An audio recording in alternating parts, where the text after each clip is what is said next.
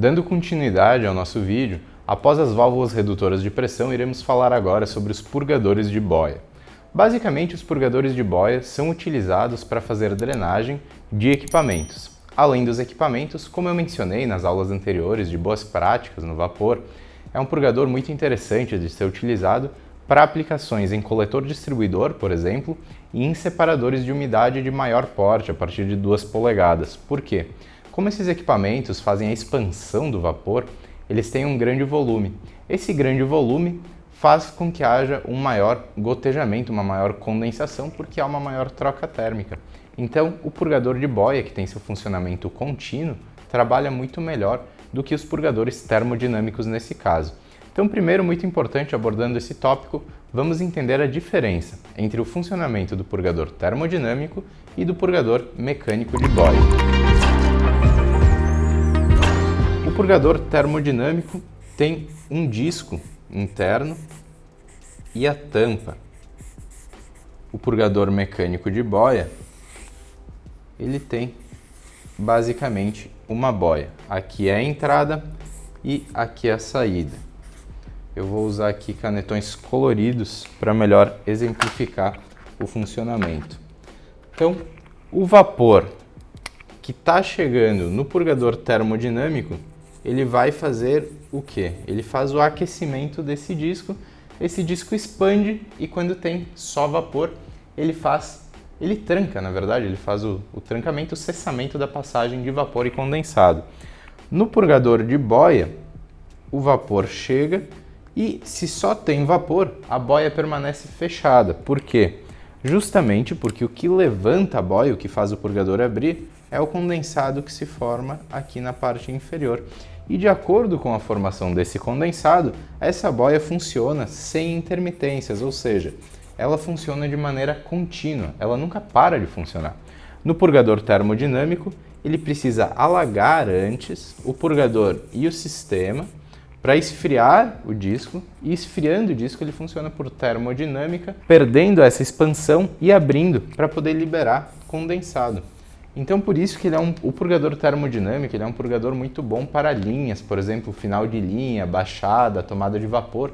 Nós vamos falar só dele daqui a pouquinho. E o purgador de boia é um purgador muito bom para equipamentos ou locais onde se gera uma expansão de vapor, como em separadores de umidade e também nos coletores distribuidores, justamente porque a drenagem do purgador de boia ela é feita de maneira contínua. Ela não permite o alagamento desses componentes. Logo, ela não permite golpes de ariete, não permite ineficiência térmica através da falta de troca térmica entre o vapor e o equipamento.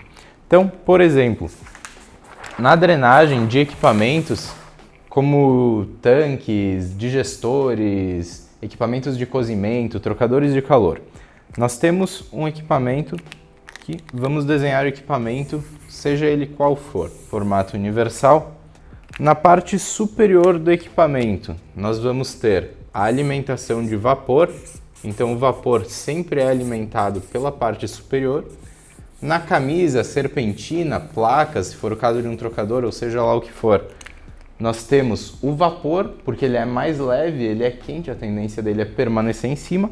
E na parte de baixo, mais pesado e frio, nós temos o condensado.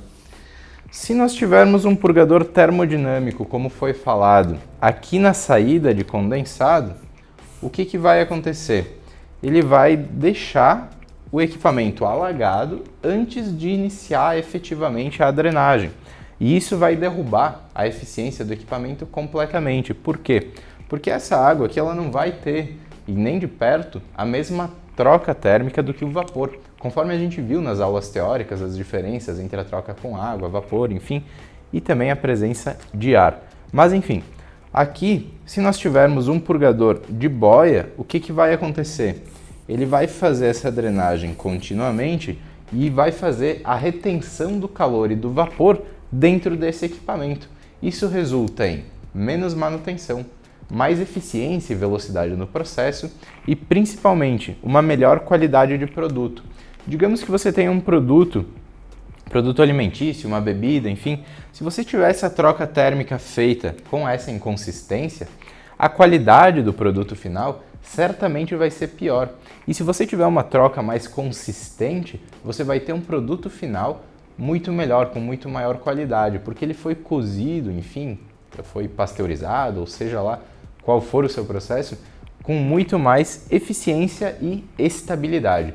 E uma coisa que eu sempre falo aqui, a estabilidade dentro dos processos térmicos, ela é fundamental para a qualidade do produto e também para o controle e manutenção dos equipamentos, que certamente o controle fica mais fácil e a manutenção fica menos frequente, sendo o processo mais estável. Ele gera menos golpes, menos choques térmicos, golpes de ariete, todos aqueles problemas ocasionados tanto no aquecimento quanto na refrigeração industrial. Agora falando sobre produtos, nós temos aqui 3 tipos de purgadores de boia.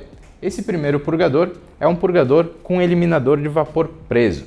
O purgador de boia com eliminador de vapor preso é para uso em sistemas, por exemplo, cilindros de secadoras de papel, onde tem um pescador e ele precisa fazer uma sucção daquele vapor, daquele condensado, enfim, para poder fazer a drenagem. Então o eliminador de vapor preso nada mais é do que um pequeno vazamento que vai permitir com que haja essa sucção para dentro do purgador e ele possa fazer a drenagem desse condensado.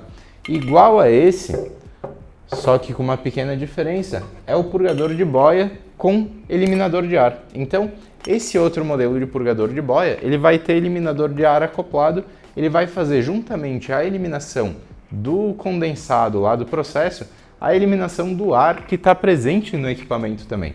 Então, sendo muito efetivo para drenagem e controle, como eu disse, para retenção do vapor dentro do equipamento e para estabilidade do processo. Aqui atrás nós temos um purgador de boia de alta vazão. Então, ele é um purgador de boia para vazões maiores. Esse purgador que eu mostrei anteriormente, azul, ele é utilizado em processos de menor vazão, então ele é fabricado aí de meia até 1 polegada, e o purgador de alta vazão, ele é fabricado de 1 até 2 polegadas, enfim, chegando a algumas aplicações a ter purgadores flangeados, purgadores de boia flangeados aí de 2,5, 3 polegadas também, purgadores maiores. Outros tipos de purgador de boia também são fabricados, purgadores de boia dupla, purgadores purgobombas, enfim, mas são purgadores para aplicações bem mais específicas. Também, com o princípio de funcionamento por boia, nós temos a boia de retorno de condensado.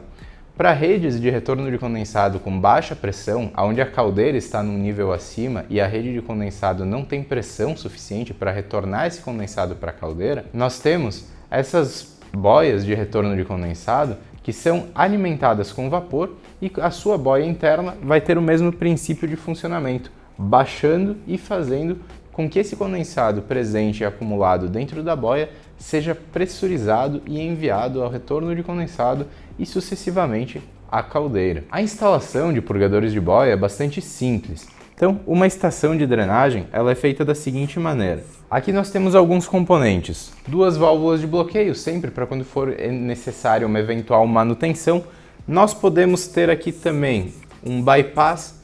Nesse caso, o bypass pode ser feito com válvula esfera, então se for um processo que tiver uma necessidade muito grande de nunca parar, você pode fazer um bypass porque aí basta bloquear o purgador e trabalhar através do bypass em caso de uma necessidade de manutenção ou troca urgente, enfim. Um filtro Y, um filtro de tela. Muitas pessoas me perguntam, eu tenho um filtro na entrada de vapor, por que eu vou botar um filtro na saída também? Porque dentro do equipamento, eventualmente, com o tempo, podem se desprender também sólidos, partículas da tubulação, de solda, enfim, dependendo de qual for o equipamento, ou até pedaços de gachetas, vedações, e isso pode fazer com que haja a danificação do purgador. Então é importante nós termos filtros de tela, tanto na alimentação quanto na drenagem. Aqui depois a gente tem uma válvula de retenção.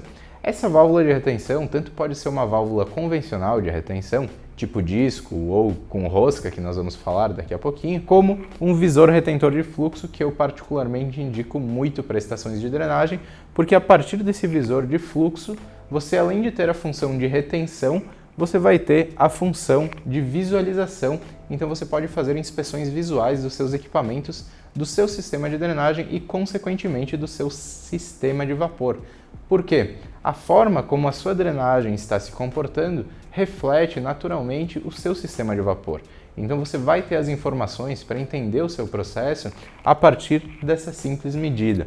Por que precisa ter válvula de retenção depois do purgador de boia?